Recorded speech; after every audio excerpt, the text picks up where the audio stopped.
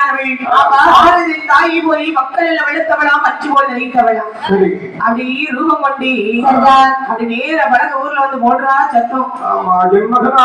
பாத்தீங்களா ஆத்தார்கள் ஊரவர்கள் எல்லாம் வந்து கேட்கறாங்க, ஏமா யாரு நீ? மகன் வியாபாரத்துக்கு நேற்று வந்தாங்க. அதனால நான் பையனை பார்க்கறதுதான் நானும் வந்தேன். அவங்களுக்கு புருஷ பொண்டாட்டிக்குள்ள சண்டை வீட்டுல. அப்படியா? ஆமா ஐயா.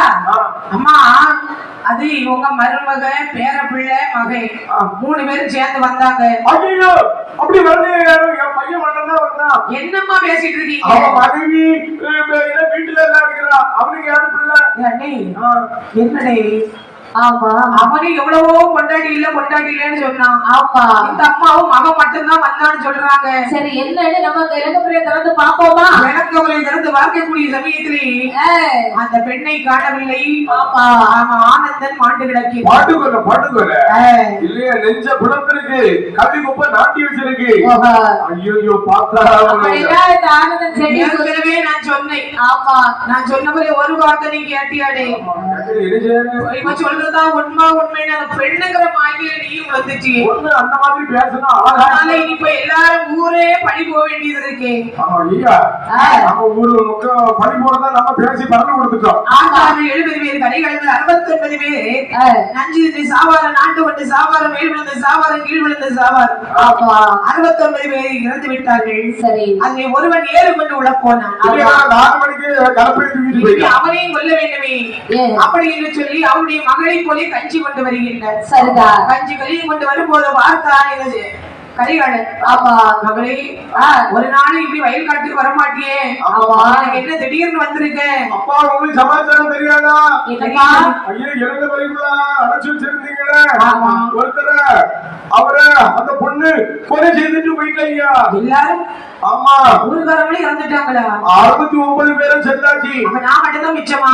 ஒரு ஆள் தான் உயிரோட இருக்கிறீங்க. செத்துருங்கப்பா. போனா போட்டு நான் மட்டுமா இருந்துட்டு போறேனே. இல்ல நீங்களே செத்துருங்க. இந்த சொத்து பத்தி இந்த காடு எல்லாம் நமக்கு தான் சொந்தம். எல்லாம் சொந்தமா? வேண்டாம் நீங்க சாகறனா பாவம் எங்களை பிடிச்சிரும். அப்படியே நீங்களே செத்துருங்க. சாப்பிடுறதுக்கு ஒரு வழி சொல்லுமா? அப்பா இந்த கலப்பையை நான் கமத்தி பிடிச்சிருக்கிறேன். இந்த கொழுல வந்து பாத்துருங்க. கமத்தி பிடிச்சா எப்படி கொழுவு நேரா இருக்கும்? கனி நிமித்தி இப்படி நேரா படி. நாட்டி வச்சிருக்கேன். கொழுவு நாட்டிடுது. நான் அங்க எதுக்கு ஓடி வந்தா ஓடி சாடுங்க. அப்படியா? அப்படி ஓடி வந்து அவரும் இறந்து விட்டான். சரிதா 70 பேர் ஆண்கள் இறந்தாலும் இன்னும் அவருடைய பெண்கள் இருக்கின்றார். இருக்கிறாங்க. அப்படியானால் அவர்களையும் கொண்டால்தான் படகை ஊர் அழியும். சரிதா அப்படி என்று சொல்லி என் தாயாகி இசைக்கியமையானவள் படகை ஊரை அழிக்க வேண்டும் என்று சொல்லி கள்ளி பலாளாக்கி